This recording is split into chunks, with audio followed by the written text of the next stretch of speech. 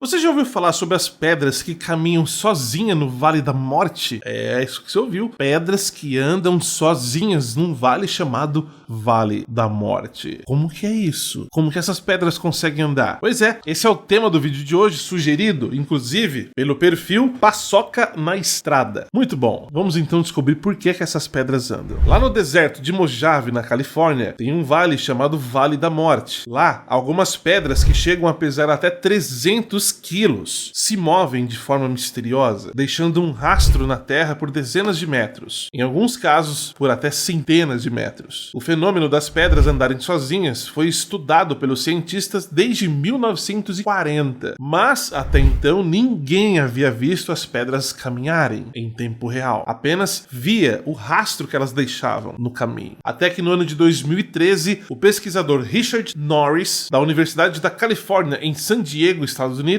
conseguiu ver em tempo real, captar imagens desse fenômeno, as pedras andando. Ou seja, depois de muitos anos de pesquisa e muitas intrigas e teorias da conspiração, puderam chegar a um entendimento. Por que essas pedras caminham? Só para você ter uma noção, foi falado que ali era um terreno do diabo, onde almas puxavam essas pedras para longe, ou seres alienígenas que não tinham o que fazer e empurrava. As teorias são muitas, mas a ciência disse que não é nada disso. Tudo começa quando a chuva produz uma capa de água sobre aquele terreno seco, criando uma espécie de lago artificial. Durante a noite, essa água se congela devido às baixas temperaturas na região, formando assim uma capa de gelo de cerca de 3 a 6 milímetros de espessura. Essas capas de gelo ficavam presas às bases das pedras. No dia seguinte, quando o sol começava a aparecer, ele derretia essa capa de gelo, criando placas de vários metros, que faziam com que as pedras escorregassem por elas. Só que quem fazia as pedras se mexer? Simplesmente o vento. O vento empurra as pedras, que desliza sobre aquele gelo derretido, e ela então começa a caminhar. E elas faziam um trecho de 2 a 5 metros por minuto através desse fenômeno. Só que é um fenômeno um pouco raro, porque lá no deserto de Mojave não chove muito, principalmente nessa região do Vale da Morte. Não chove com tanta frequência. Para esse fenômeno acontecer, para as pedras andarem, precisa chover, porque durante a noite congela, no dia seguinte descongela, elas andam. Mas como não chove muito, então é meio difícil essas coisas andar. Por isso que demorou muito tempo para o pessoal descobrir por que andava. Eles iam lá quando não chovia. Aí quando chovia, as pedras simplesmente não queriam andar. Do que são feitos os cascos dos cavalos? Quer dizer, os cascos das patas dos cavalos. Sabe dizer? Sabe, são feitas de ossos? E uma perguntinha adicional. Quantos dedos o cavalo tem em cada uma das patas? Sabe responder? Fica aí que você vai saber. Inclusive, quem mandou essa sugestão de tema foi o Adelson lá de Guarulhos. Vamos então descobrir? Primeiramente, eu preciso deixar claro que as cascos dos cavalos não são feitos de osso. A gente fica bem tranquilo, não é osso aquilo. Aquilo é feito de queratina. E você sabe, em você, onde encontra queratina? Pois é,